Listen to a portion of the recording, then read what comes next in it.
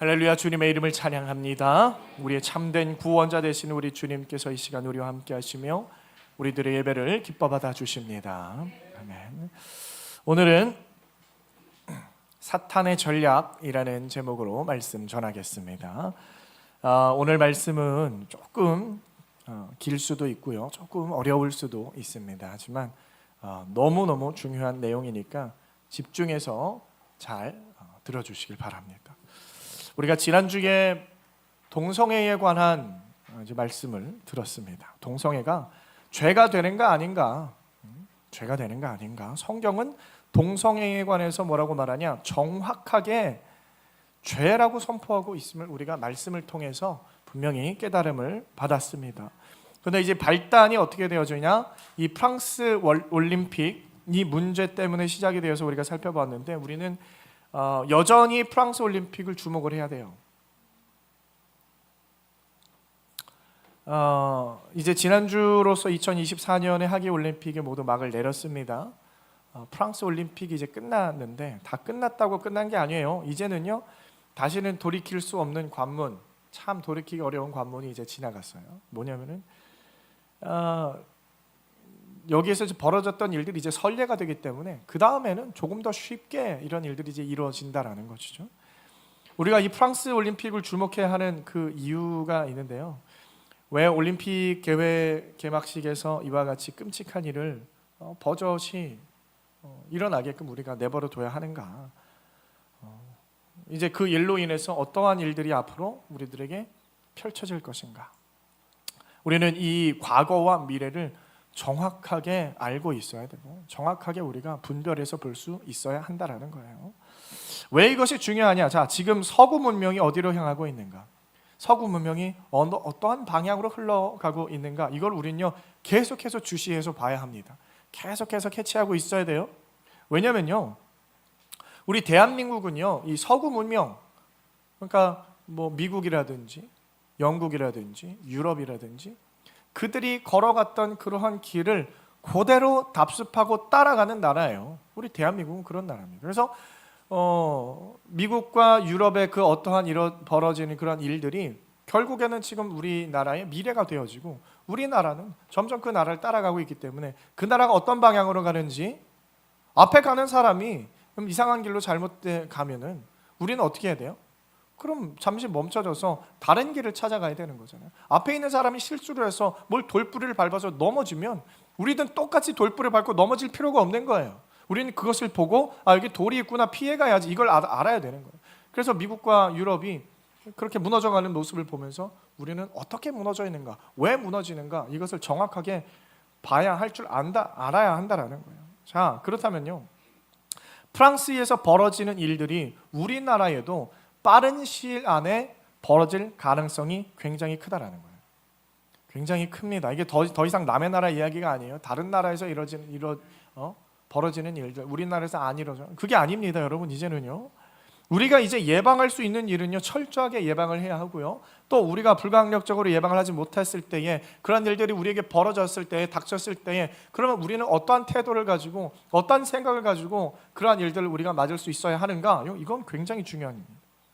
자, 우선 우리가 이 동성애가 어디에서부터 시작이 되어졌는가? 동성애 역사를 좀 생각을 해봐야 되는데, 여러분 이걸 생각해 보면요, 사실 우리가 이제 생각하는 그런 생물학적인 성 안에서의 남성과 여성 이 둘밖에 없는 성 안에서의 동성애,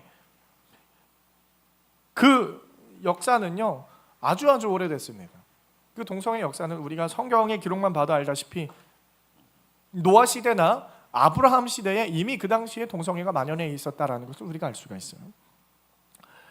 그 이유는 뭐냐면 당연히 죄의 번영 때문이죠. 죄. 그러한 어그러진 행동들은요 모두 이 죄로부터 기인이 되어지는데, 아담과 하와의 범죄함으로 인해서 발생되어지는 그러한 행동들의 악한 행동들의 전형이 되어지는 것이 바로 이제 동성애라는 거예요. 그게 한 뿌리라는 거예요. 그래서 그 동성애의 역사는요 어느 순간 멈췄다가 요즘 다시 이렇게 확산되어지는 게 아니에요. 인류의 역사랑 같이 오는 겁니다. 그때부터 시작이 되어서요 옛날 옛적부터 시작이 되어져서 지금 수천 년 동안 계속해서 이어져 오고 있는 그 죄악이 바로 동성애라는 거예요. 여러분 우리가 이것을 인지하고 가야 됩니다. 근데 이제 우리가 인지하기에 근래에 와서 이러한 동성애 문제가 어떤 문제로 발전이 되어지냐면은 애당초 이 동성애의 문제, LGB의 문제였어요. 레즈비언, 게이, 바이섹슈얼까지. 여기는 이제 생물학적인 성 안에서의 이제 동성애. 근데 이제 어떻게 발전이 되어집니까? 여기에 트랜스젠더가 들어와요. 그리고 퀴어가 들어옵니다. 트랜스젠더 이제 과학의 발전으로 인해서 성전환 수술이 가능하게 되어지는 거죠. 그러니까 트랜스젠더, LGBT, 그다음에 Q는 뭐냐? 퀴어라는 거예요. 성소수자들, 자기 성적 정체성을 확립하지 못한 사람들, 퀘스천 막 할 때 그 퀴어, 그게 그 퀘스천이에요. 퀴어 플러스 기타 등등 이러한 문제들로 그냥 한데 뭉쳐지는 거예요. 큰 덩어리가 되는 겁니다. 그래서 여러분 이 젠더 이슈가 그럼 이건 언제부터 일어나냐? 여러분 젠더 이슈는요 굉장히 최근의 이야기예요.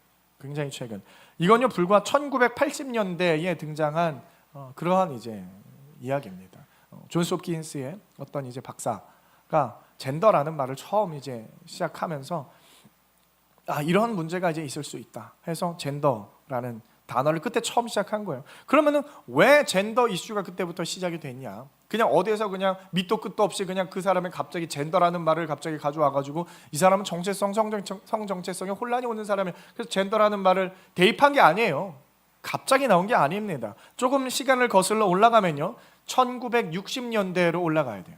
60년대 또 70년대 초반 전 세계에는요 이 당시에 엄청난 사건들이 벌어지는데 미국에서는 어떤 일이 벌어지냐면은 히피 문화라는 게 생겨요. 히피 하면 생각나는 게 뭐가 있습니까? 어떤 사람들이 히피예요? 히피들 막 이제 집도 없죠. 그리고 돌아다녀요. 머리는 막 길러가지고 옷은 거지같이 입고 다니면서 그냥 술병 들고 술주정 부리는 사람들이 사실 전형입니다. 왜 그 사람들이 그렇게 됐을까? 이 사람들은 왜 그런 생활을 할까?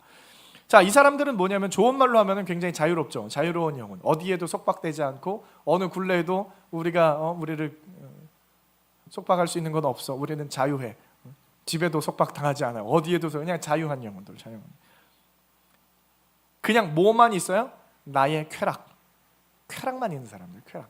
그래서 나의 쾌락을 억압하는 건 다 반대하는 사람들.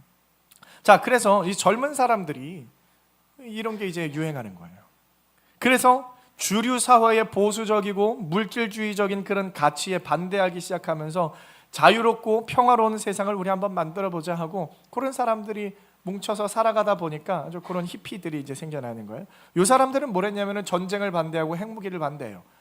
이건 좋아요. 이런 건 좋은데 문제는 뭐냐? 나의 쾌락을 억압하는 것도 이것도 다 반대한다. 그러니까 모든 걸 다 반대하는 거예요. 그래서 나의 인간의 의식마저도 억압하고 있는 것을 이거는 해방시켜야 된다. 그러니까 뭐 하는 거예요? 뭐에 빠지는 거예요? 마약에 빠지는 거예요. 마약을 하는 거예요. 그래서 히피들은 항상 마약을 합니다. 그리고 환각제를 먹어요. 환각 버섯 같은 거. 그런 거 먹고 환각제를 먹고 나의 의식이 막 그냥 자유로워지는 거야. 그런 거. 거기에서 더 나아가서요. 집단으로 생활을 하면서 집도 버리죠. 같이 살아요. 같이 살면서 성적인 억압도 우리를 억누르지 마라. 남자와 여자 그 가정 가운데서 탈피하는 거예요. 일부 일처제. 이거는 너무하다. 이거는 안 된다. 우리는 성적으로도 우리는 자유해야 된다. 그래서 아무하고나 성관계를 할 수 있는 그런 프리섹스를 해요. 그 사람들 집단으로 모여서 우리 파티다. 그럼 뭐예요? 난교가 벌어지는 거예요. 그냥 아무나 잡고 그냥 같이 잡는. 그러니까 동성애든 페미든 뭐든 그냥 다 들어와. 여기는 자유해. 여기는 들어오면 돼. 그냥 사람들이 여기에 이제 막 열광을 하는 거예요. 그리고 우리를 괴롭히는 것들은 다 꺼져. 우리 마음대로 할 거야. 그게 히피예요. 그게 히피입니다. 그러니까 말은 자유인데 사실상 그 자유 안에는 굉장한 무질서 그 자체. 혼돈이에요. 혼돈. 그게 자유입니까 여러분? 그걸 자유라고 불러요? 혼돈이라고 부르는 거예요. 혼돈한 세상. 근데 이런 비슷한 일들이 여러분 미국에만 일어나는 게 아니라 온 세계 각지에 다 벌어지는 거예요. 프랑스 파리에서는요 이상한 일이 시작으로 어떤 일이 벌어지는데 대학생들 사이에서 한 사건이 터져요. 어떤 사건이 터지냐면은 대학교에 기숙사가 있잖아요. 남자 기숙사가 있고 여자 기숙사가 따로 돼 있어요. 여자 기숙사에 남자들이 들어갈 수 있어요, 없어요? 들어가면 돼요, 안 돼요? 그 남자들이 여기 화가 난 거야. 왜 우리는 안 되냐? 왜 들어가고 싶은데 못 들어가게 하냐? 이게 화가 난 거예요. 그래가지고 스트라이크를 일으켜요. 그래서 이게 이상하게 전 프랑스의 대학들마다 다 봉기가 큰 스트라이크가 일어나서 이게 그냥 큰 물결이 돼서 그냥 뭐 노동자들도 다 파업하고 그냥 난리가 벌어지는 일이 프랑스에서는 일어나요. 미국에서는 히피들이 생겨나고 프랑스에서는 그런 일들이 생겨나서 거기에 따라서 여러 가지 혁명이 막 일어납니다. 그리고 중국에서는요, 마오쩌둥이 이제 문화 대혁명을 일으킵니다. 그야말로 엄청난 혁명을 일으켜서 온 나라가 다 피바다가 되는 거예요. 다 피바다가 돼요. 그냥 해체주의라는 그런 사상을 가지고. 그래서 뭐 지식인들, 돈 많은 사람들, 뭐 좀 힘 있는 사람, 이런 사람들 다 데려다가 다 죽이는 거예요. 공개 처형시키는 거예요. 문화 대혁명. 거기서 죽은 사람이 수천만 명입니다. 엄청나게 많은 사람들이 죽어요. 그리고 막 강압하는 사람들, 선생님들이 아이들을 강압하죠. 그러니까 아이들한테 죽창을 들려주고 홍위병 세워가지고 뭐예요? 선생님들 가서 찔러 죽여라. 자기 가르치는 사람들 찔러 죽이고, 대학교 학생들이 대학교 교수 때려 죽이고, 그런 일들이 중국에서 벌어져요. 그런 일들이 여러분 전 세계적으로 독일, 체코, 뭐 이탈리아 등등 세계 각국에서 이런 혁명적인 봉기가 막 일어나는데 이게 언제 신기하게 1968년 전후로 일어나요. 1968년. 그래서 이러한 사건을 68혁명이라고 부릅니다. 68혁명. 이게 굉장히 중요해요, 여러분. 이 68혁명의 기본 가치가 뭐냐면 모든 금지하는 것을 금지한다. 여러분 들어본 적 있죠? 모든 금지하는 걸 금지한다. 나를 금지시키는 모든 것을 내가 너를 금지한다. 너 뭐 하라는 거야? 자유를 말을 하는 거죠. 속박, 나를 속박하는 것을 내가 속박한다. 그래서 여러분 이러한 사상을 가지고 사람들이 막 일어나는 거예요. 그래서 전통적 가치는 사람을 억누르고 자유롭지 못하게 한다라는 거예요. 굉장한 일들이 막 전 세계에 벌어지는데 오늘 중요하게 다룰 것은요, 이걸 다 다룰 수가 없어요. 그 혁명의 주축에 있었던 핵심적인 가치, 그러니까 이 사람들이 들고 일어나서 우리가 파괴하고 해체시켜야 하는 대상이 특정하는데 그게 바로 뭐냐면 가정이라는 거예요. 가정. 왜요? 가정의 모습이 사람들을 억압한다는 거예요. 가정의 모습이. 기존의 가정의 모습이 사람들을 억누른다고 생각하는 거예요. 가정의 스탠다드한 모습은 뭡니까? 가부장제도요. 그리고 이성애주의예요. 그리고 일부일처제. 그러니까 아버지가 있어서 이 아버지가 가장이죠. 가장으로서 있는 거. 그 다음에 이성애주의는 뭐예요? 남자와 여자가 결혼해서 가정을 이루는 거예요. 그래서 이러한 모습들. 그 다음에 일부일처제. 남편도 하나고 아내도 하나예요. 자, 이러한 기준들, 이러한 기준들이 사람들을 억누른다는 거예요. 이 가정의 모습이 잘못됐다라는 거예요. 이 가정의 모습이 틀렸다라는 겁니다. 그 가정의 모습들 때문에 사람들이 억눌려진다. 여러분 생각을 해보시면요, 이러한 움직임의 중심에서 이 혁명을 외치는 그러한 집단의 이 해체의 대상, 타도의 대상, 무너뜨려야 되는 대상이 뭐냐면 여러분 성경적 가치관인 줄 믿으시길 바랍니다. 성경적 가치관을 무너뜨리고 싶어하는 거예요. 자, 쉽게 말씀드리면요, 이 세상에 벌어지는 모든 혁명의 대상, 무너뜨려야 되는 대상, 뒤집어 버려야 하는, 해체해야 하는 그런 대상은요 다 성경적 가치관이었어요. 자, 보세요. 가부장제도 이거 어디에 나와요? 성경에 나오잖아요. 성경은 뭐예요? 남편의 머리는 예수 그리스도고 아내의 머리는 남편이고, 가부장제도 성경에 나와요. 그렇지만 아내는 남편의 말에 복종하고 남편은 아내를 사랑하고 남자와 여자가 이루어서 가정을 이루고 생육하고 번성해 땅에 충만하는 것. 일부일처죠. 다 성경에 나오는 내용들입니다. 근데 그게 뭐 한다는 거예요? 사람들을 억누른다는 거예요. 그래서 이거를 깨부수자, 가정의 모습을 박살내자. 이게 혁명의 여러분 주된 근거입니다. 그래서 이렇게 사람들이 일어나니까 가정의 가치, 생명 존중의 가치, 하나님 중심의 통치, 이걸 다 무너뜨리겠다라는 거예요. 야, 이걸 다 뒤집어 버리자. 왜 하나님이 우리 주인이냐? 하나님이 통치하냐? 왜? 내가 나를 통치해야지. 이게 싫은 거예요. 이걸 다 뒤집어 버리자. 그래서 이러한 부분을요, 이러한 사상을요 깨닫고 정치적인 개념으로 끌고 들어온 사람이 있는데 그게 빌헬름 라이히라는 사람입니다. 이 사람은 이제 심리학자인데 그 사람은 직접 끌고 왔다기보다는 이 사람은 그러한 어떤 사상을 만든 것이고 정치학자들이 이 사상을 채택해서 정치로 끌고 들어온 거예요. 이 사람이 주장하는 바가 뭐냐면요, 어린이와 청소년의 성충동 그리고 성욕구를 부정하고 억누르는 교육이 성경적 교육이죠. 사회의 구조와 도덕, 특히 성을 억압하는 기독교 윤리가 사람들을 너무 짓누른다는 거예요. 그 사람의 생각이. 그래서 어릴 때부터 성적인 부분을 너무 억압당해서 자라나게 되면은 이 어른이 돼서도 이 사람들이 마음이 짓눌린 상태로 되어버린다라는 거예요. 그래서 성경의 가르침대로 성적인 순결을 지키고 결혼하면 바람 피면 안 되고요. 어떤 성매매 이런 거 안 돼요. 어떤 성적인 일탈을 하게 되면은 말씀 때문에 마음에 죄책감이 생겨요. 찔려요. 그 죄책감 때문에 그런 억압을 받은 사람들은 신경증에, 신경쇠약에 걸려서 결국에는 노동력이 하락하는 그러한 이유다. 이게 다 그 원인이 거기에 있다라는 거예요. 성경에 있다라는. 그래서 이러한 연결고리를 끊어내기 위해서는 인류는 성적인 억압에서 자유해져야 한다라는 겁니다. 어린이와 청소년에게 자유롭게 그렇던 성적인 자유를 만끽하게 해야 한다라는 거예요. 그렇게 자라난 어린이들은 자유롭고 자치적인 건강한 노동자가 되어지는 것이다. 여러분, 이게 이 사람의 논리입니다. 제가 지어낸 말이 아니고요, 이 사람이 생각한 논리예요. 그러니까 이 라이히라는 사람은요, 일부 일처제와 이성 간의 사랑, 그걸로 가정을 인정해주고 또 성적인 도덕을 말하는 이러한 성경적 가치관을 성을 억압하는 거라고 생각을 하는 거예요. 그래서 이 자리에 있는 저와 여러분들은 다 신경쇠약에 걸려서 노동력이 떨어져서 사회에서는 일도 제대로 못하는 덜 떨어진 노동자들이십니까? 어떻게 생각하세요, 여러분? 사회에만 나가면 내가 그렇게 일도 잘 못하고 신경쇠약증에 걸려서 그래요, 아니에요? 그래요, 아니에요? 신경쇠약에 걸리신 것 같아, 다들. 그래요, 아니에요?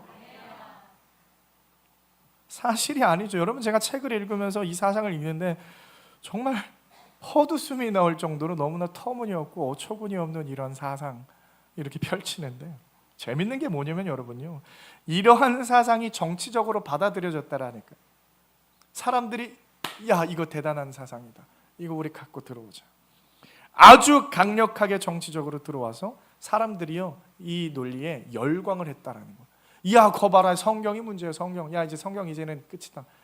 이게 우리를 억압하고 이게 우리를 그렇게 해서 우리가 이렇게 노동력이 떨어졌던 거야. 성경을 불태우자. 기독교인들 다 죽이자. 기독교고 뭐고 우리 안에서 다 꺼내자. 그래서 여러분, 기독교, 자본주의, 근대 국가, 억압적 문화가 만든 그 체제 속에서 인간은 성과 노동력을 착취당했다, 속았다 이거예요. 그래서 진정한 해방은 뭐냐? 성해방과 함께하는 것이다. 성해방을 해야 진정한 해방이 되는 것이다, 우리가. 그래서 이런 사상이 여러분 좌파 세력에 의해서 계승되고 계속해서 오늘날까지 발전해오고 있는 것. 그래서 여러분, 성정치, 성혁명이라는 것, 그런 성을 가지고 정치적으로 끌고 들어온 이런 성혁명적인 이 이론과 실천이 페미니즘이랑 결합하면서, 얘네들 또 친해요. 그런, 당연히 이게 일부니까, 그러니까 페미니즘이랑 결합해서 이제는 젠더 이데올로기로 발전해 오는 거예요. 그래서 오늘날 2024년에 어떤 이런 문제들요, 왜 자꾸 젠더 이슈가 벌어지는가? 여러분, 이러한 사건으로부터 이게 근본이 되어져서 계속해서 발전되어지고 계속해서 그렇게 해서 지금 오늘날이 오게 된 거예요. 그러니까 여러분, 이제는요, 모든 사회, 정치, 경제, 문화적 배경에서 기독교 지우기를 하는 겁니다. 자, 이 사람들이 하는 거에 대해서 반대하는 사람들이 누구예요? 기독교인밖에 없어요. 다른 사람들, 기독교인들이 자꾸 반대하는 거야. 그러니까 야, 기독교 안 돼, 기독교 안 돼, 기독교 지우기를 하는 거야. 모든 부분에서, 공적 영역에서 기도하면 안 돼, 고속도로 가고 있는데 하나님은 사랑이다, 이런 거 안 돼, 이런 거 내려, 이런 거 지워. 그래서 고려원단에서 올려놨던 거 그거 지우게 되고, 이런 거 안 돼, 기독교 이런 거 안 돼, 기독교 사상 안 돼. 어디에서 예배하는 거 강조하지 마, 그거 불법이야. 생명의 전화기에서 사람들 모아가지고 예배 드리지 마. 그거 공적 영역에서 그거 하면 안 돼. 여러분 이런 일들이 벌어지는 거예요. 우리나라도 그런데 다른 나라는 어떻겠어요? 그러니까 프랑스, 미국 이런 나라에서 공적 영역에서 강력하게 나라를 지탱해 왔던 그 기독교 사상들이 철저하게 반박되고 해체되기 시작한 겁니다. 미국도 그랬고요, 프랑스도 그랬고요, 유럽 전 지역이 다 그렇게 됐어요. 기독교 국가, 하나님의 말씀으로 세워진 나라들이 다 그곳에서 기독교라는 뿌리를 뽑아버리기 시작하는 거예요. 그런데 이러한 모습들이 여러분 전형적인 죄인들의 모습으로 오늘 성경에 묘사가 되어 있어요. 오늘 본문 28절 말씀 우리 한번 읽어보도록 합니다. 우리 본문 28절 한번 읽어봅니다. 시작. 또한 그들이 마음에 하나님 두기를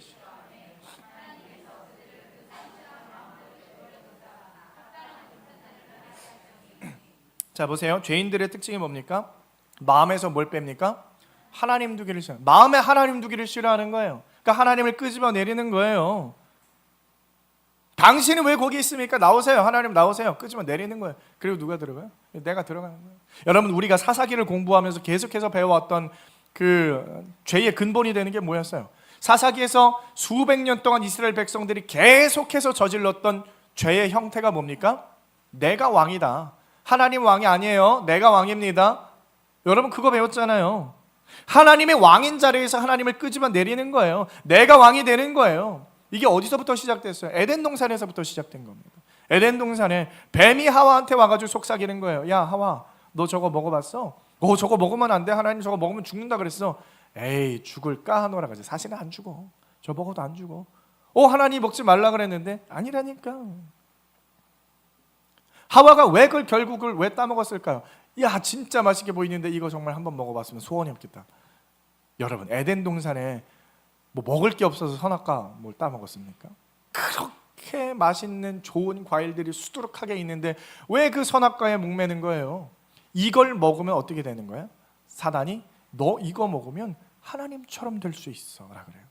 너 이거 먹으면 하나님처럼 될 수 있어. 너 하나님. 그러니까 속에 뭐가 되고 싶은 거예요? 자기가? 하나님이 되고 싶은 거예요. 아담이랑 하와는요 하나님이 위에 있는 게 불편했던 거예요. 내가 하나님이 되고 싶은데 그러한 마음이 어느 마음 가운데 자리 잡고 있었는데 그거를 사단이 계속 긁어버리는. 야 저거 먹으면 너 하나님 될 수 있어. 네가 하나님. 야 하나님이 네가 하나님 되는 거 두려워서 너한테 죽는다고 말했던 거야. 거짓말한 거야 하나님이. 계속해서 인생의 주인은 너야. 인생의 주인은 너야. 자꾸 하나님의 통치로부터 해방을 부추기는 겁니다. 누가 한다라고요? 사단이 하는 거예요. 사단이. 이게 사단의 책략이 사단의 계략이. 언제나 사람은 똑같아요. 사람의 가장 약한 부분을 와가지고 슬슬 긁는 거예요. 사람이 좋아하는 거. 야 네가 좋아하는 대로 살아. 네가 좋아하는 것만 하고 살아. 왜 그렇게 억압당하고 왜 그렇게 속박당하고 왜 교회는 다니니? 가가지고 맨날 이거 하지 마라 저거 하지 마라. 이거 하면 혼난다 저거 하면 죽는다. 야 거기 못하러 가냐. 그냥 네가 원하는 대로 살면 되지. 사람 항상 똑같다니까 여러분. 그걸 계속해서 여러분 붙이게 됩니다. 여러분 기독교의 핵심 가치가 뭡니까? 하나님의 말씀, 하나님의 그 정하신 것만이 진리다. 하나님 이걸 이렇게 해라 하면 그게 진리인 거예요. 하나님의 말씀이 진리예요.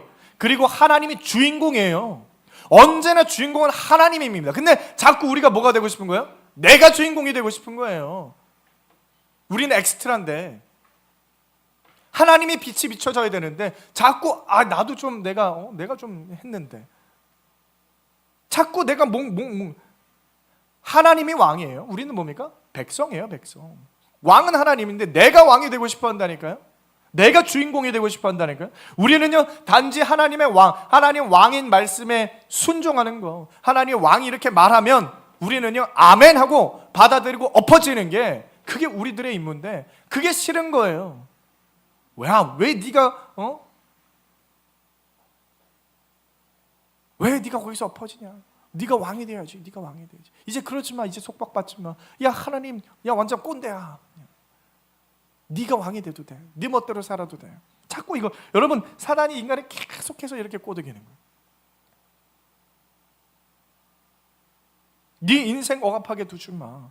네가 원하는 대로 살아. 남들 왜 신경 써? 네가 원하는 대로, 네가 갖고 싶은 거, 네가 하고 싶은 대로 너만 사랑하면 되는 거야. 너는 너만 사랑하면 돼. 너를 사랑하면 돼. 나를 사랑하는 거, 그걸 뭐라 그래요? 네 글자로? 이기주의라 그러죠. 이기주의. 나를 사랑하는 거. 저희 와이프가 목사님은 왜 이렇게 이기적이냐고 맨날. 당신밖에 모른다고. 그럼 내가 인간인데 나밖에 모르지 그러면. 나는 연약한 죄인이요. 이기적인 사람이요. 얼마나 인간적입니까? 여러분 이기적이지 않은 사람 있어요? 네? 이기적이지 않은 사람 있냐고요? 나를 사랑하지 않는 사람 있어요? 어디 있어요 그런 사람이? 다 죄인인데. 죄인은 그런다니까요. 그게 이기적인 거예요. 근데 이기주의가 이제 극대화되면 이제 좀 문제가 생기는 거죠. 나밖에 모르면 이제 조금 이제 극대화된 거예요. 그 정도라고요. 그 정도가 그러면 극대화라고 할 수가 없어요. 사람들이요 그 사단의 관계에 빠져가지고 마음에 하나님 두기를 싫어하는 거예요. 마음에 하나님이 있으면 이기적이지 않아요. 이거를 빼버리는 거예요. 그러니까 마음속에서 하나님을 내려앉히는 거예요. 하나님을 지우는 거예요. 하나님을 내려앉혀요. 그러니까 불편하죠. 하나님이 있으면 계속해서 내가 뭐 하나 하나님이 지켜보는 것 같으니까 하나님의 그 눈빛이 막 싫어요. 내가 뭐 잘못하면 이것도 하나님이 지켜보고 있는데 괜히 또 나 그냥 혼나는 거 아니야? 불편해. 자꾸 나한테 죄책을 주는 거, 속박을 주는 거예요. 그러니까 벗어나고 싶어. 야 그냥 하나님 없애버리자. 하나님 없으면 얼마나 편하냐. 하나님이 지워버리는 거예요. 야 이렇게 편할 수가 없어. 멋대로 죄 지어도 되고 멋대로 그냥 아무도 모르게 그냥 뭐 약간 나쁜 짓 해도 누가 뭐라 할 사람도 없고. 여러분 보이십니까? 이 세상 사람들이 어떻게 죄악 가운데에 걸려 넘어져가, 어떻게 그리스도인들이 무너져 가는지 여러분 그 모습을 보여주는 거예요. 마음 가운데 하나님을 없애면 돼요. 기독교를 없애면 됩니다. 아주 간단해요. 그래서 여러분 사람들이 그 마음 가운데 하나님을 제거하기 시작했어요. 그러면 하나님이 크게 자리 잡고 있었는데 그 크신 하나님을 마음 가운데에 끌어내리면 공간이 생겨요 안 생겨요? 엄청난 빈 공간이 생긴다면 그럼 이거를 그대로 살아갑니까? 아니죠. 뭘 채우죠? 뭘로 채워요? 예? 구멍이 난 채로 살아갈 수 없으니까 다른 걸로 메꾸는데 사단이 주는 온갖 잡동사니들 잡다한 철학이 이 마음 가운데 채우는데 그것 중에 근본이 되는 게 뭐냐? 인본주의예요. 인본주의. 사람들의 마음 가운데 하나님이 없어지고 그 다음에 뭔가 좋은 걸로 채워보자. 하나님 말고 좋은 것도 있어. 인본주의로 채우는 거야. 야 인간이 최고야. 인간적인 거. 인본주의. 근데 여러분 인본주의 최대 가치가 뭐냐면 평등이거든요. 평등. 야 우리 다 같이 평등하게 살자. 그렇죠? 얼마나 좋아요 평등하게 사는 거. 너나 나나 평등하게 살자. 평등하게. 근데 여러분 이게 평등이라는 가치가 어디서부터 옵니까? 이기주의로부터 오는 거예요. 나를 사랑하는 것에서부터 평등이 오는 거예요. 나를 사랑하니까 나보다 돈을 더 많이 가진 사람이 여러분 어때요? 좋아 보여요? 안 좋아 보여요? 안 좋아 보여요. 싫어. 얘를 죽이는 거예요. 너 돈 왜 이렇게 많아? 넌 죽어야 돼. 죽어. 그 돈을 뺏어요? 그리고 그걸 나 혼자 가져요? 아니죠. 나는 이 평등한 사람이니까 이 돈을 이제 나눠 가져야지. 다 나눠주는. 힘 있는 사람은 어떻게 해요? 야 힘 있는 사람 죽이자. 제 힘이 너무 세. 쟤 안 돼. 죽여. 그럼 우리가 다 같이 힘을 가지자. 땅이 많은 사람, 야 저 사람 땅이 많아서 안 돼. 죽이자. 땅을 다 같이 나눠 갖자. 여러분 이게 인류 역사죠. 그래서 이제 불편해. 항상 맨날 불편하대. 이 사람들은 불편해. 야 불편하지 않냐? 부자들 불편하지 않아? 쟤네들은 뭘 맨날 왜 부자야? 나는 가난한데. 부자들 죽이자. 무슨 죄가 있다고 부자들을 죽여? 부자들 돈 뺏자. 그래가지고 나눠 갖자. 땅 많은 사람? 야 땅 다 뺏자. 국가가 뺏어 주세요. 그래 다 나눠 주세요. 이게 뭐예요? 해체주의. 다 해체시키는 거예요. 다 그냥 폭파. 삼성 왜 이렇게 잘 나가? 왜 이렇게 부자야? 거기 있는 사람들. 삼성 없애자. 저거 그냥 외가다 갖다 팔아버리고 돈 굉장히 많이. 그거 우리 전 국민이 다 나눠 가집시다. 얼마씩 나눠 가질까요? 한 100만 원씩? 여러분 100만 원씩 다 나눠 가지고 삼성 없어지는 게 좋아요? 그걸 좋아하는 사람들 많던데. 자꾸 이런 걸 좋아해요. 땅 많은 사람들, 저 사람은 땅 부자야. 야, 저 사람 죽이자. 이 사람 죽이자. 지식 많은 사람 죽이자. 여러분 이게 혁명입니다. 혁명을 이렇게 해서 그렇게 되는 거예요. 너 왜 이렇게 배운 게 많아? 너 혼자 왜 이렇게 똑똑해? 죽어. 선생님 죽여. 우리 속박하는 거 왜 속박해? 죽여. 다 죽여. 그냥 다 죽여. 인류 역사예요, 여러분. 그리고 자꾸 뭘 세워요? 자꾸 나를 세워나가는 거예요. 여러분, 인본주의가 극대화되면요, 아이러니하게 자유도 없어지고요, 양심도 없어지고요, 도덕도 없어지고요, 윤리도 없어져요. 방금 제가 말씀드린 것에 뭐만 남아요? 나만 남죠. 나. 평등한 거. 윤리, 양심, 도덕, 자유 어디에도 없는 거예요. 자, 이번에 올림픽을 보세요. 트랜스젠더 복싱 선수 보세요. 이 사람이 나는 여태까지 괴로웠고 나는 여태까지 고통받았는데 이제는 금메달 따서 나 이제 행복합니다. 이제 나의 억울했던 것을 조금 이제 좀 알리게 돼서 좀 행복합니다. 이딴 소리를 해요. 막 울면서. 여러분, 그 남자라고 말해요, 여자라고. 이 사람이 링 위에 올라가가지고 진짜 여자들 다 두드려 패가지고, 그죠? 누군 코뼈 부러지고 막 그렇게 두드려 패고 자기 금메달 받았어. 야, 이제 나는 이제 기쁘다 했는데 그 나머지 선수들 여러분 얼마나 불쌍합니까? 이 사람들은요 4년 동안 그냥 죽기 살기로 그냥 훈련하고 연습해가지고 올림픽에 출전했는데 남자가 와서 막 자기를 패. 여러분 억울하지 않아요? 인권이 어디 있어요 여기에? 뭐가 평등한 거예요? 뭐가 평등한 거예요? 누굴 위해 평등한 거예요 이게? 여러분 이게 평등입니까? 그게 진짜 평등한 거예요? 그러니까 이 사람들이 말하는 평등이라는 거, 이거는요 여러분 이루어지지 않는 평등이에요. 불편한 평등이에요. 일그러진 평등입니다. 하나님이 빠진 구멍 가운데에 여러분 이 평등이 들어가서요 자꾸 나만 챙기는 거, 타인을 무너뜨리는 거. 내가 올라가면 타인은 무너져요. 그래서 마귀에게 이렇게 인본주의로 세뇌된 자들이 자꾸 평등을 요구하고요 평등을 앞세우는 거예요. 그래서 여러분 평등이 앞세워서 이 프랑스에 뭐가 들어왔냐면 성혁명이 들어왔어요. 야, 이거는 평등한 거예요. 사람들이 다 평등해야 돼. 성혁명 사상이 들어와요. 그리고 하나님이 세우신 그 가정의 모양, 남자와 여자 간의 순리, 그 자연의 섭리들 이런 거 다 박살내는 거죠. 해체시키는 거예요. 가정의 모습들 막 해체시키는 거예요. 그런데 어떤 부작용이 일어나냐면요, 자, 평등의 이름으로 성혁명이 들어와요. 그리고 평등의 이름으로 누가 들어옵니까? 난민들도 다 받아주자라는 거예요. 난민들이 막 난민 신청해. 우리 이 나라에 들어오고 싶어. 우리 받아주세요. 야, 그래 너네들도 똑같은 사람이지. 그래 들어와. 다 받아줘. 난민들 왜 차별합니까? 받아줘야지. 평등의 이름으로 다 받아줬어요. 그래가지고 뭐가 들어옵니까? 이슬람이 들어왔죠. 프랑스에 이슬람이 들어왔어요. 그러니까 어떤 일이 벌어져요? 자, 이 성혁명, 성정치하는 사람들, 젠더 이데올로기에 심취한 사람들, 그리고 이슬람, 이 사람들의 공통점이 뭐예요? 공통점이 뭐냐면 기독교를 싫어해요.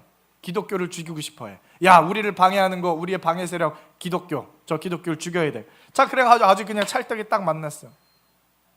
근데 문제는 뭐냐면은 조금 지내보니까 이슬람이 조금 다르죠? 어떻게 달라요? 요 이슬람은요 기독교도 죽이고 싶어 하는데 동성애도 죽이고 싶어요. 얘네들은 그냥 다 적이야. 이슬람에서요 여러분, 이슬람 국가, 그래서 굉장히 아이러니한 게 뭐냐면은 그 트랜스젠더 복싱 선수가 알제리 선수, 그 나라도 이슬람 국가거든요. 저 그게 잘 이해가 안 되는 거예요. 근데 그러니까 이 사람들도, 근데 이슬람요 동성애 하면요 다 죽여요. 다 죽여.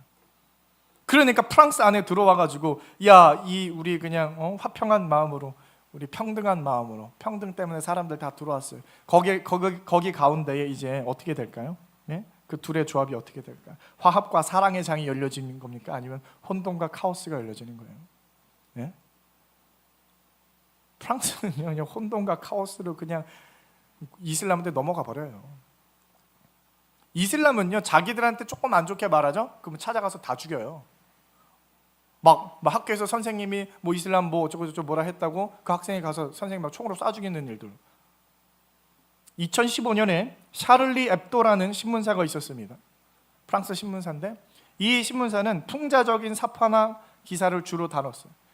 근데 어떤 기사를 다뤘냐면은 이 이슬람의 지도자인 무하마드, 이 사람을 어떤 이제 풍자적인 걸로 이제 기사를 냈어요. 그래서 어떻게 되냐면은 이 무장 단원들이 가가지고요 그 샤를리 앱도라는 이 신문사를요 폭파시켜요. 다 죽여버립니다. 거기 있는 신문 기자 다 폭파. 그러니까 이게 전 세계적으로 엄청난 뉴스가 됐었어요. 왜요? 이 프리덤 오브 스피치가 없는 거예요. 언론의 자유. 이거를요 무너뜨린 거예요. 뭐라고 말했다고 그냥 가서 죽여버리는 거예요. 타협이 되지 않아요. 그러니까 프랑스는요 이 이슬람을 굉장히 두려워합니다. 왜요? 이미 잔뜩 들어왔는데 뭐 잘못 말하면은 그냥 막 난리치고 그냥 폭동 일으키고 막 폭발 일으키고 막 뭐 에펠탑 뭐 부셔뜨리겠다고 막 맨날 그게 난리가 나는 거예요. 프랑스가 그냥 프랑스가요 그렇게 위대했던 나라가 얼마나 대단한 나라입니까? 여러분 역사적으로 인류 역사적으로 프랑스는 정말 대단한 나라인데 그 낭만의 나라가 이제는요 이념의 쓰레기통 같은 혼돈의 나라가 돼버리는 거예요. 뭘 지우니까요? 하나님을 지우니까 그렇게 되는 거예요. 하나님의 통치가 강력하게 임했던 나라가 프랑스였는데 그 프랑스가 이 꼴이 된 겁니다. 그래서 오늘 말씀에 하나님 두기를 싫어하며 하나님께서 그들을 상실한 마음대로 내버려 두사 하나님이 내버려 뒀더니 어떻게 되는 거야? 엉망진창의 나라가 되는 거죠. 우리 29절부터 한번 말씀을 볼게요. 29절로 32절을 한번 우리 쭉 읽어봅니다. 한 번 더 시작. 곧 모든 불의, 추악, 탐욕, 악의가 가득한 자요 시기, 살인, 분쟁, 사기, 악독이 가득한 자요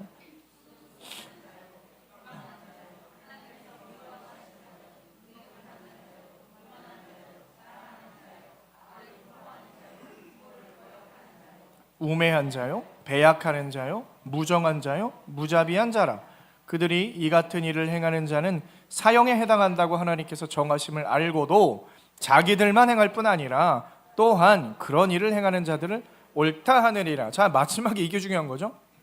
자기만 하는 게 아니라 그런 일을 행하는 자들을 옳다 하느니라. 야, 너 그거 맞아. 그래, 네가 잘했어.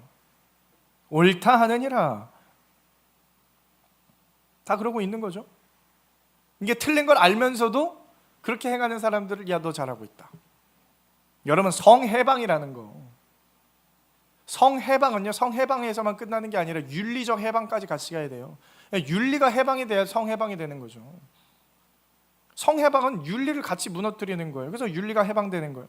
문제는 뭐예요? 이제 윤리가 없기 때문에 같은 다른 윤리가 무너져서 뭐가 없어지면 생명의 존중이 같이 사라지는 거예요. 나의 것을 자꾸 주장하다 보면은요, 다른 생명의 존중이 없어져요. 그래서 같이 따라오는 문제, 성해방의 문제로 같이 따라오는 문제가 뭐냐? 낙태의 문제거든요. 낙태의 문제.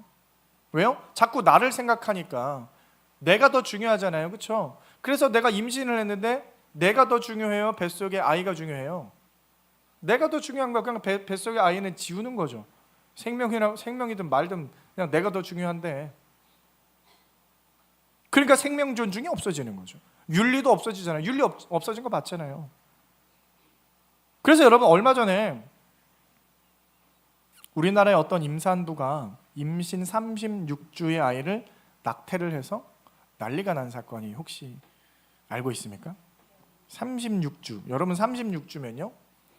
치영이가 37주에 태어났어요. 36주면 다 큰 아기예요. 다 큰 아기입니다. 제왕절개로 꺼내면 100% 살 수 있는 아이예요. 근데 그렇게 해서 꺼내서 죽이면 살인이잖아요. 그럼 불법이니까 어떻게 해서 죽여야 돼요? 뱃속에 있는 채로 죽여야 돼요. 그럼 그 큰 아기가 여러분 36주 정도 되면은 아이가요 몸무게가 2.5kg 정도 돼요. 2.5kg면 큽니다. 꽤 커요. 그걸 거기서 팔다리를 자르고 머리를 쪼개서 그렇게 꺼내서 죽여서 꺼내는 거예요, 여러분. 근데 이 여자는 아무런 죄의식이 없어요. 자기가 뭘 잘못했는지를 몰라. 그리고 그거를 만삭일 때를 사진을 찍어가지고 또 그 이제 수술하고 나서 뭐 살이 덜 빠졌네, 붓기가 덜 빠졌 이딴 소리 하면서 사진 또 찍어가지고 그걸 뭘 비교를 해가지고 유튜브에 올렸어요. 보셨습니까? 전 봤는데 너무 충격적이어가지고 이런 사람이 다 있나? 그 왜 올렸을까요? 사람들이 거기다가 댓글이 막 수백 개가 달려요. 막 다 욕하는 거예요. 이 막 뭐 제정신 막 심한 욕을 막 써요. 네. 그 심한 욕하는 사람들은 고소해서 돈 받고 또 조회수 올라가니까 그걸로 돈 벌고. 윤리가 없으면 윤리가 없어요, 여러분. 윤리가 없어지는 거예요, 여러분. 제정신이 아닌 거죠. 여러분 페미니스트에 심취한 사람들 보세요. 페미들 한번 보세요. 어떤 생각이에요? 정신병자, 정신병자. 제정신이 아닙니다. 이런 사람들 여러분. 얼마 전에 시청 앞에서 급발진 사고가 났어요. 알고 계시죠? 어떤 버스 운전자가 은퇴한 사람인지 자동차를 몰고 인도로 들이받았는데 9명이 죽고 7명이 크게 다쳤습니다. 근데 CCTV가 공개되고 나서 그 글이 그 페미들이 활동하는 그 카페에 이제 글이 올라갔어요. 거기에 댓글들이 어떤 댓글들이 달렸냐면은 저도 그 영상을 좀 보니까 대부분이 남자예요. 거기 이제 보여지는 사람들이 다 남자였어요. 그러니까 이 페미들이 난리가 났어요. 거기에다가 무슨 댓글이 달렸냐면 7월 1일이었거든요. 그날이. 야, 7월 1일을 볼링절이라고 이제 우리가 부르자. 볼링절. 이게 무슨 말이에요? 남자들이 볼링핀처럼 날아갔다. 그래서 볼링절이래. 볼링절. 그리고 또 어떤 댓글은 뭐예요? 누가 사진을 찍어가지고 이렇게 자기 손글씨로 써가지고 토마토 주스가 되어주신 분들의 뭐 명복을 빕니다. 이게 페미들이 하는 짓거리예요. 거기에 막 좋아요가 막 수백 개가 막 붙어있고 이런 댓글에 정신병자예요. 정신병자 여러분. 윤리라는 게 없어요. 윤리라는 게 없어요. 인간의 최소의 윤리가 여러분 남아있지 않은 사람들이 이러한 급진적인 사람들이라는 거예요. 생명 존중이라는 게 없어요. 윤리가 없어집니다 여러분. 이 사람들은 아버지를 뭐라고 그래요? 벌레라고 그래요. 벌레. 남동생 벌레. 우리 집에 벌레 3마리 산다. 우리 집에 벌레 2마리 산다. 아버지랑 남동생. 얼마 전에 조카 애벌레 왔다 갔는데 그냥 보기 싫어 죽겠어. 이런 글들이 그냥 수두룩하게 올라와요 여러분. 그러니까 나의 쾌락과 내가 좋아하는 거 외에는요 관심이 없어지는 거예요. 절도에, 간통에 뭐 이런 게 그냥 다 자유인 거예요. 그냥 자유. 심각한 건 뭐냐면요, 이러한 개념들이 더 이상 유럽의 문제가 아니라는 거예요. 방금 말씀드렸던 건 다 우리나라 문제였습니다. 다 어디서부터 왔어요? 다 유럽으로부터, 다 미국으로, 유럽에서 다 이런 것들이 다 들어온 거예요. 그 페미 사상이 들어와가지고 사회를 쑥대밭으로 만들어 놓고 있어요. 우리나라 정치권에도요 성정치 사상이 강력하게 들어왔어요. 깊숙하게 들어왔습니다. 나라를 엉망진창으로 만들어 놓고 있어요 여러분. 성주류화라는 용어가 있습니다. 성주류화, 젠더 메인스트리밍이라고 그래요. 이거는 뭐냐면은 쉽게 말하면 이러한 젠더 사상, 젠더 평등의 개념을 모든 사회, 정치, 경제, 문화 모든 분야에 이런 것들이 주류가 되게 하자라는 거예요. 그런 움직임. 그러니까 이런 사상들 왜 우리가 PC주의라고 부르죠? PC. 그 PC 사상을 모든 PC라는 건 뭐냐? Political Correctness예요. 정치적 올바름. 그러니까 이게 정치적으로 올바른 거야라고 말하는 거예요. 그게 모든 사람이 평등하다라는 거. 평등의 이름으로 다 받아주는. 이게 다 포괄되는 겁니다. 포괄되는. 그거를 모든 종류의 정책과 모든 단계의 법적 체계에 실현시키자. 그게 성주류화라는 거예요. 그 성주류화를 위해서 대한민국에 성평등위원회가 생겼는데 문재인 정부 때 생겼어요. 그리고 그들이 열심히 노력해서 지금 대한민국은요 성주류화와 기독교 죽이기가 아주 가속화되어지고 있습니다.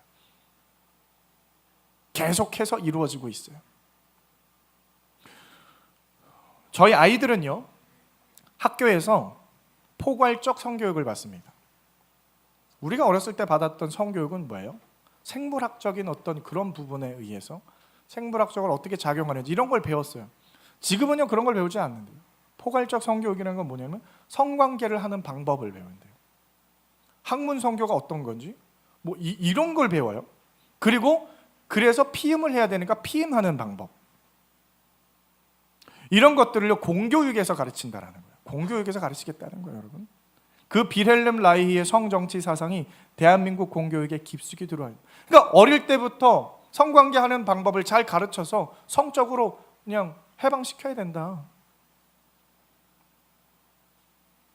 그러니까 여러분 이거 교육감이 중요한 거예요. 교육감이 누가 되느냐에 따라서 이러한 거를 어떻게 하느냐. 지금 현재 교육감이 몇 년째 지금 교육감을 하고 있죠. 대한민국 교육을 엉망진창으로 만들어놨어요. 이 사람 아주 진보적인 사람이거든요. 그러니까 그런 사상을 다 답습해서 야 대한민국에 실천하자. 이게 맞는 거야. 그러니까 학생들끼리 여러분 보는 책 중에 빨간 책이라는 책이 있어요. 빨간 책 맞나요? 여러분 보신 적 있어요?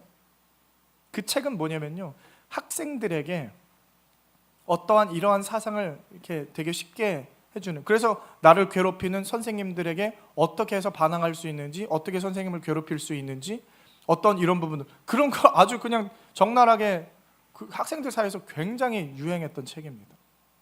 그래서 여러분 이런 걸 계속해서 강조해가지고 생겨난 법안이 뭐예요? 학생 인권 조례예요. 학생 인권 조례. 학생의 권리는 중요하다. 학생의 권리. 그게 정말 학생을, 여러분 학생들을 잘 보호하는 거예요? 학생을 망치는 거예요? 그러니까 학생 인권 조례는요 끔찍한 법입니다, 여러분. 학생들을 망치는, 그러니까 이 청소년의 성적 권리를요 정치인들이 지금 말을 하고 있어요. 중학생 여자에게는 임신할 권리가 있다. 이게 다 뭐예요? 그 비렐름 라이히의 사상이에요. 그게 다 여러분 정치인들에게 다 들어있는 거예요. 이걸 가지고 계속 이야기를 하는 겁니다. 여러분 지난 7월 18일이었어요. 대법원에서, 대한민국입니다. 대법원에서 사실혼 관계인 동성 배우자를 건강보험 피부양자로 등록할 수 있다라는 판결이 통과가 됐어요. 무슨 말이에요? 게이나 레즈비언이에요. 남자끼리 사는데 결혼으로 인정이 돼요? 안 돼요? 안 돼요. 근데 같이 살고 있으면 그냥 사실혼 관계예요. 사실혼 관계의 동성인 배우자를 건강보험 피부양자로 인정해주겠다라는 건 뭐냐면 이걸 가정으로 인정해주겠다는 거예요.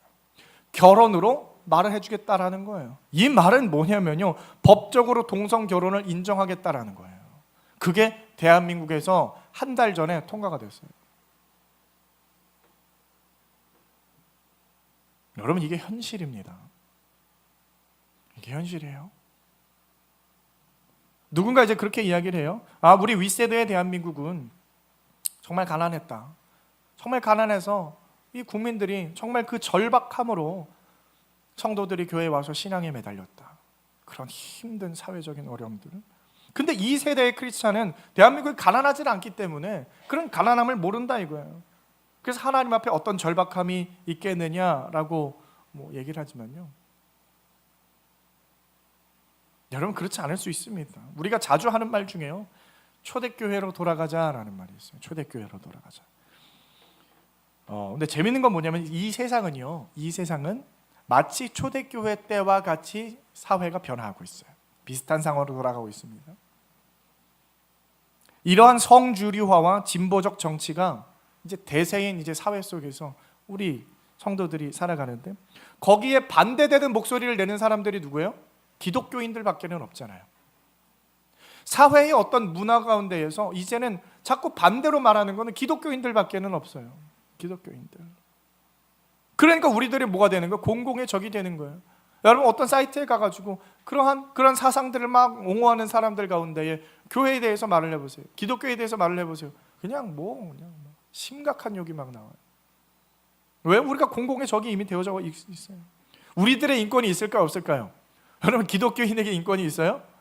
없다니까요. 그런 평등에서의 보호되어져야 하는 인권 내에 여러분 기독교인의 인권이라는 건 없습니다. 없어요. 저와 여러분은요 이제는 초대교회가 받았던 그 오해와 핍박들을 떠안게 되는 사회 속에서 살아가게 되는 것입니다. 저는 지금 안 그런데 그쵸? 여러분은 안 그러겠죠? 저와 저희 자녀들, 그 밑에 세대들은요 그런 세대에 살아갈 거라는 거예요. 우리 학생들 그런 세대에 살 거예요. 핍박받는 세대. 아, 내가 믿는 예수다, 이것만 잘 믿으면 돼. 이제 이런 수준이 아니에요. 제 예수 믿어? 야, 쟤 꼰대야, 꼰대. 쟤. 하지만 사랑하는 성도 여러분, 이러한 절망적인 세상 앞에서 얼마나 절망적입니까? 우리가 굴하지 말아야 할 것은 지금도 하나님이 우리와 함께 계시는 줄 믿으시길 바랍니다. 하나님은 어느 시대나 함께 계셨어요. 초대교회 그 험한 시상 가운데에서도 여러분 하나님이 그들과 함께 하셨고 지금도 우리와 함께 하시다라는 거. 그리고 그 하나님은요 지금도 살아 계시는 하나님이신 줄 믿으시길 바랍니다. 그 살아계신 하나님은요, 지금도 일하시고 계시고 지금도 역사하고 계시는 줄 믿으시길 바랍니다. 여러분, 느헤미야서를 보시면요, 예루살렘에 그 무너진 성벽을 세우는 자들이 있어요. 포로로 갔다가 돌아온 사람들, 예루살렘에 성전을 세우고요, 다시 수십 년 뒤에 돌아와서 성벽을 세워요. 성벽을 세우는데 대적들이 방해를 해요. 막 와가지고 괴롭힙니다. 여러 가지 계략을 써요. 그들이 막 똘똘 뭉쳐가지고, 주위의 나라 사람들이 다 똘똘 뭉쳐가지고 예루살렘이 회복되어지는 것을 방해한다고요. 성벽을 짓고 있는데 와가지고 괴롭히고 공격하고 막 갖은 수단을 사용해가지고 괴롭히는데, 이 하나님의 성전과 성벽을 무너뜨리고 회방하지만 결국 하나님께서는 그 모든 역사를 스스로 세워 나가신 줄 믿으시길 바랍니다. 이게 말씀이에요. 하나님의 역사라 그래요. 성벽을 세우는 것은 하나님의 일이라 그래요. 아무리 강력한 괴롭힘과 방해에도 불구하고요, 예루살렘 성벽이요, 52일 만에 세워지는 놀라운 역사가 이루어집니다. 여러분, 예루살렘 성벽이라는 게 꽤 큽니다. 여러분 생각보다 커요. 높아요. 두껍습니다. 튼튼합니다. 52일 만에 그게 세워졌다는 건 기적이에요. 엄청난 일입니다. 그런데 그게 하나님의 역사라는 거예요. 성경이 기록하는 하나님의 일이고 하나님이 세우셨고 하나님이 역사하셨다라고 기록하고 있어요. 그래서 그 역사를 대적들이 보고 깜짝 놀라서 두려워했다고 그랬습니다. 우리는요, 여러분, 두려워할 필요 없어요. 그 하나님이 오늘도 우리와 함께 하실 거라는 거예요. 세상은 점점 이상해질 거예요. 세상은요, 점점 우리가 상상하지 못했던, 우리가 생각하지 못했던 일들이 계속해서 벌어지고요, 그 새로워지는 세상 가운데서 우리들은요, 이방인처럼 살아가게 될 거예요. 그리고 계속해서 세상의 철학을 우리에게 요구할 것이며 우리는 그 압박을, 그 핍박을 견뎌야 하는 세대가 될 것입니다. 하지만 우리가 세상에서 포기하지 않고 서로를 붙잡아주고 서로를 위로해주고 서로를 사랑해주는 하나님의 흔들리지 않는 말씀이 중심이 되는 온전한 공동체인 참된 교회의 모습을 회복해야 하는 줄 믿으시길 바랍니다. 오늘도 우리와 함께 하시며 역사하시는 하나님만을 온전히 의지하고 바라보는 우리 사랑하는 목자교회 성도 여러분 다 되시길 주님의 이름으로 축원드립니다.